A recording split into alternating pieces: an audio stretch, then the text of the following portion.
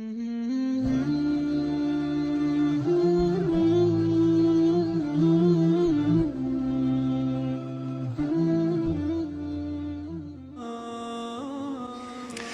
the time of Omer ibn El Hattabi radiallahu anhu, there were two men who brought in a young boy dragging into the courthouse.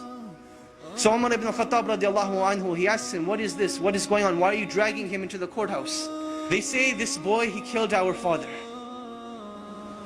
Omer ibn El Hattabi asks him, did you really kill their father?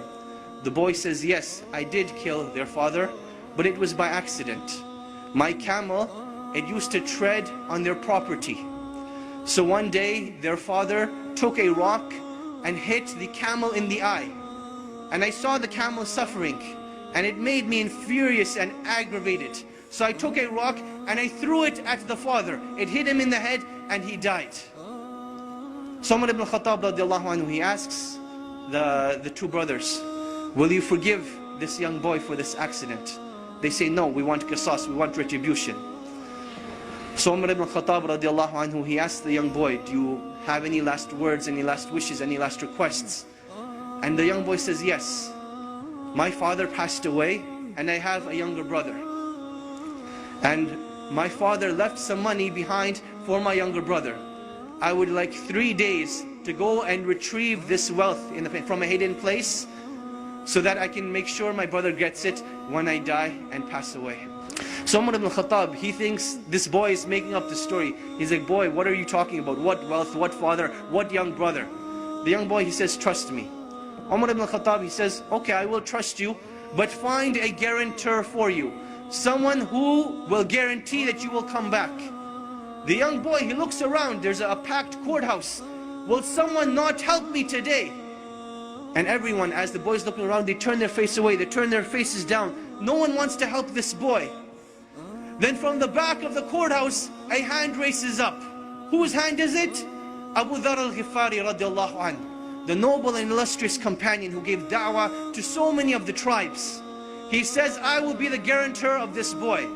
Now understand what it means to be the guarantor. Meaning that if this boy does not come back, it is the head of Abu Dhar al-Ghifari radiallahu anhu that will be chopped off, that he will be killed. Abu Dhar al-Ghifari, he says, I will be the guarantor. So the boy goes away. The first day goes by, the boy is nowhere to be seen. The second day goes by, the boy is still nowhere to be seen. Asr time comes on the third day. The two brothers go to Abu Dhar al-Ghifari radiallahu anh, and they say, come with us to the courthouse. It is time. Abu Dhar al-Ghifari radiallahu anh says, I will come to the courthouse, but the day does not end until Maghrib.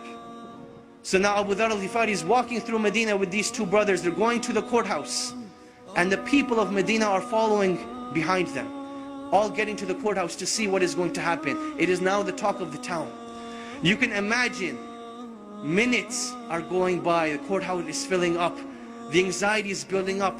Will Abu Dhar al-Ghifari have his life sacrificed for the mistake of a boy? And literally minutes before the adhan of Salatul Maghrib, the boy rushes in.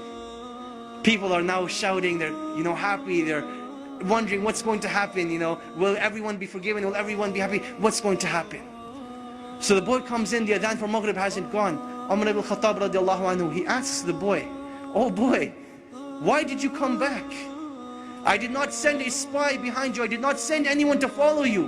What made you come back? He said that I did not want anyone to say that a Muslim gave his word and did not fulfill it. So I came back. Omer ibn El Hattabi, he turns to Abu Dhar and he says, oh Abu Dhar, what made you want to be the guarantor of this boy? He says, I saw a Muslim in need and I did not want anyone to ever say that a Muslim was in need and no one was there to help him. So I raised my hand to be his guarantor. The two brothers, they say, when we have people like this, how can a Muslim ask for forgiveness and no one be there to forgive him? So they forgave the boy, and the boy was forgiven. This was the legacy of Islam. This was the code of conduct. This is why during the Khilaf of Omer ibn El Hattabi, they were able to reach the border of China all the way to the south of France. Because they had strong relationships with Allah. They did things with ihsan, and they lived with the code of conduct of Islam. And this is when Allah subhanahu wa ta'ala will restore the izzah of this nation.